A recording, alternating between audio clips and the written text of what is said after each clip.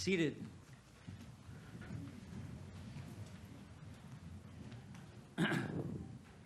About 3.5 years ago, my dad died after a long fight with Alzheimer's disease. In time, my mother started giving away his things, keepsakes, really, that she thought that me and my siblings would want. And she gave all of Dad's Navy stuff to me. And I really wanted it because I had also been in the Navy. And so those things, the little things, meant a lot to me. I still treasure those things, like his dog tags or his medals, his Annapolis sword, old photos of him at sea, because those things, those little treasures, help me to remember who he was and what he stood for and what he taught me. But at the same time, if I lost all of those little treasures that remind me of my dad and who he was, I still have my memories of him and who he was. But it got me thinking, what is the most valuable to me and why? A similar thing is going on in my family now, as my own mother prepares to move into my house in her old age. And she's getting rid of a lot of stuff in advance of that move. She's having to prioritize what will go and what will stay. She's asking herself, what is most valuable? A similar thought experiment is to ask yourself, if you knew that your home was about to be demolished and you could bring only 3 things, what would you choose? Maybe an heirloom ring or another piece of jewelry, maybe a family Bible or old photos not yet digitized, or some other heirloom. What is most valuable? And by the way, 2 faithful parishioners lost their home to fire this week. They got out with their clothes on their back, but not much else. They escaped with their lives, a most treasured thing indeed. And if you would like to donate to their relief fund, you can do so by writing a check to Christ Church and write in the memo blank fire fund, and every gift helps, no matter how small. So back to the reading.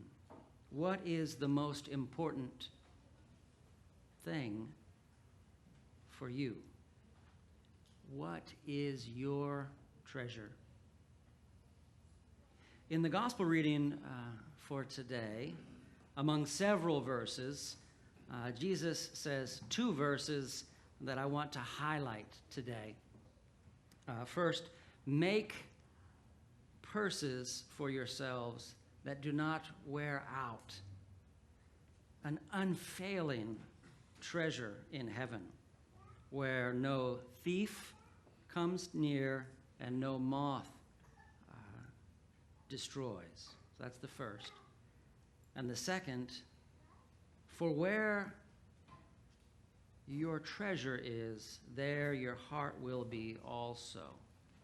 That last sentence is one of the most probably familiar verses from the whole Bible, Old Testament or New. Where your treasure is, there your heart will be also.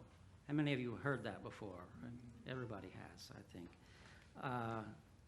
So I want to start with this verse. What does it mean?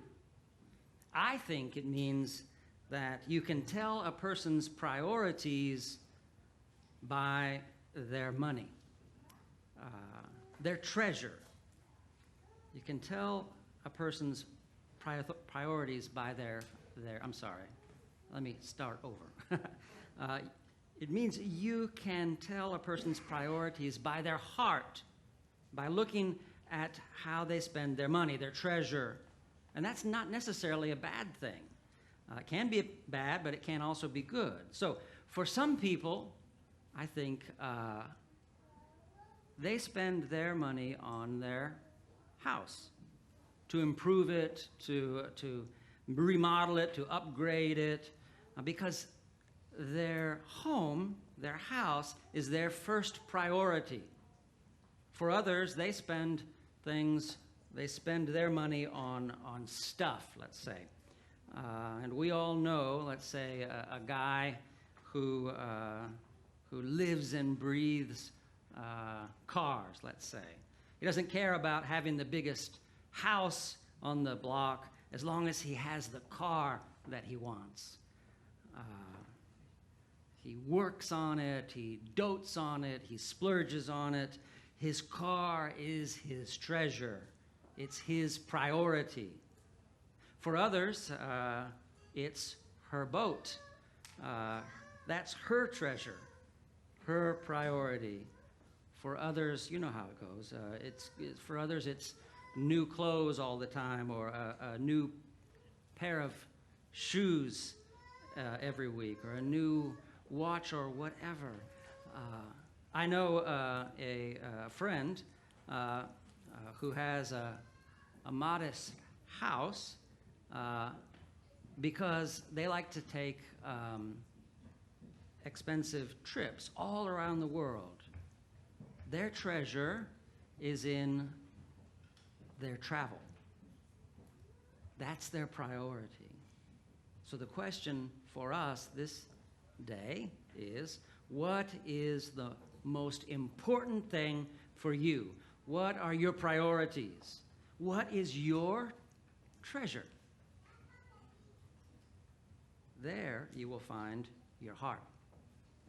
And by the way, it's not what people say, but what people do. They can say that something is very important to them, their treasure, but if they don't spend any time or money on it, then their heart isn't really there. For example, if I say that the arts are important to me, but I don't support the arts, it's just words. It's an empty gesture. Or if I say that the environment is important to me, but I don't volunteer to help clean up the community or our river or our ocean, it's just, if I don't do anything about it, it's just words, empty gestures. And finally, if I say that God is important to me, if God is important to my life, but I don't support the work of the church, it's just words, empty gestures. So the question for us again is, where is your treasure? Where is your heart? A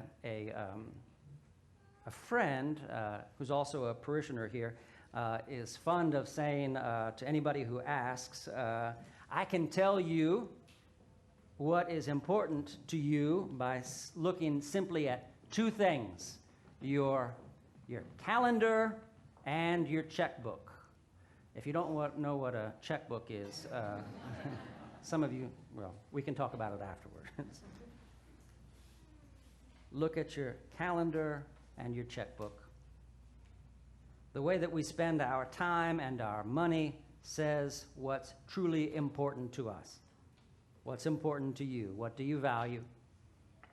What is your treasure? Where is your heart? And most of all, does it last?